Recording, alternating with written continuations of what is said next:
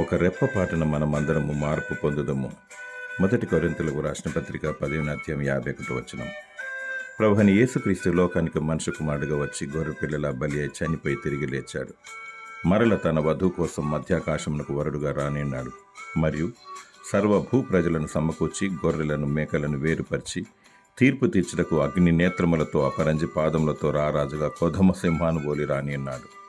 ఈ మొదటి పునరుత్థానములో పాల్గొనేవారు ధన్యులు. పరిశుద్ధులై ఉందురు. ఇట్టివారి మీద రెండవ మరణమునకు అధికారం లేదు. వీరు దేవునికి క్రీస్తుకును యాజకులై క్రీస్తుతో కూడా 1000 సంవత్సరములు రాజ్యము చేదురు. నీవు నిందారహితముగా నిష్కలంకంగా పవిత్రముగా పరిశుద్ధముగా జీవించినచో ఒక రెప్పపాటున మార్పు చెందెదవు, ఎత్తబడదవు. సిద్ధపాటు కలిగి ఉండుము. దేవుడు నిన్ను వధూ గుంపులో చేర్చి సిద్ధపరచునుగాక. ఆమేన్.